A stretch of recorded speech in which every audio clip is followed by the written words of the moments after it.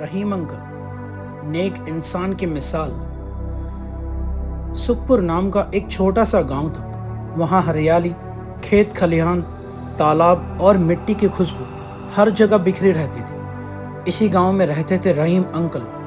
उनका चेहरा हमेशा मुस्कुराता रहता, आंखों में दया और दिल में सबके लिए मोहब्बत थी। बच्चे भी उन्हें बहुत प्यार करते थे। जब भी बच्चे उन्हें खेत से लौटते हुए देखते तो उनकी लाठी पकड़कर हंसते हुए कहते, अंकल हमें कहानी सुनाओ। और रहीम अंकल तुरंत बैठ जाते और कहानी, अच्छी सी सीख वाली कहानी सुनाते। रहीम बचपन से ही अलग थे। जब उनके दोस्त चोरी से आम तोड़ते तो वो उनसे कहते, दोस्तों बिना पूछे खाएंगे तो ये चोरी होगी, हमें इसके मालिक से पूछ लेना चाहिए।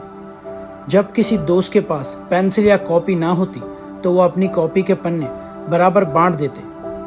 उनकी माँ उन्हें हमेशा सिखाती थी, बेटा नेक इंसान वही है जो दूसरों के लिए भी जिए, ना कि सिर्फ खुद के लिए जिए। और रहीम ने ये बात हमेशा याद रखी। बड़े होकर रहीम अंकल खेती करने लगे। वो बहुत अमीर नहीं थे, लेकिन उनका दिल दौलत से भरा था। कोई भूखा आता तो पहले उसे खाना खिलाते, किसी का बैल बीमार पड़ता तो दवा और घास लेकर पहुंच जाते। शादी हो, ब्याह हो, अमीर और गरीब सबको बराबर मानते, कभी उनमें फ़र्क ना करते।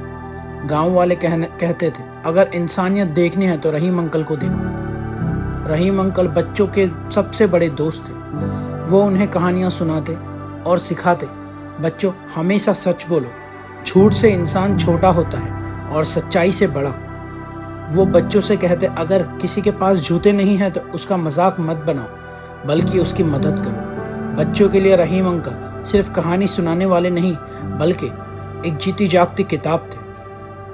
एक मर्तबा गांव में सूखा पड़ा, कुएं का पानी सूख गया, तालाब खाली हो गए और खेतों में फसल बर्बाद हो गई। लोग भूखे और प्यासे रहने लगे। बहुत से अमीर लोग अपना अनाज छुपाने लगे, लेकिन रहीम अंकल ने क्या किया, उन्होंने अपना गोदाम खोल दिया और सबको अनाज बांट दिया। गांव वाले ये देखकर हैरान हुए और उनसे बोले, अंकल अगर आप अपना अनाज हमें दे दोगे तो अपने घर क्या रखोगे?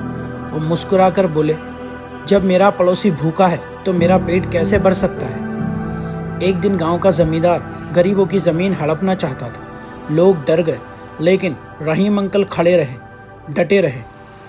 ये देखकर गांव वालों में भी हिम्मत आई और उन्होंने भी जमींदार का डटकर सामना किया, हत्ता कि जमींदार को हार माननी पड़ी। रहीम अंकल कहते, बच्चों अगर अमीर बनना है तो पैसों से नहीं, नेक कामों से अमीर बनो। वो रोज बच्चों को अच्छे काम करने के छोटे छोटे उदाहरण देते। किसी बुजुर्ग को सड़क पार कराना एक नेक काम है, भूखे को रोटी खिलाना सबसे बड़ी इबादत है, जैसा वगैरह वगैरह। जैसे जैसे समय बीतता गया रहीम चाचा बूढ़े होते गए, लेकिन उनकी नेक दिली कभी बूढ़ी नहीं हुई। जब उनका वक्त पूरा हुआ तो पूरे गांव ने आंसुओं के साथ उन्हें विदा किया। रहीम अंकल की कहानी से हमें सीख मिलती है कि सच्चाई और नेक दिली सबसे बड़ी दौलत है।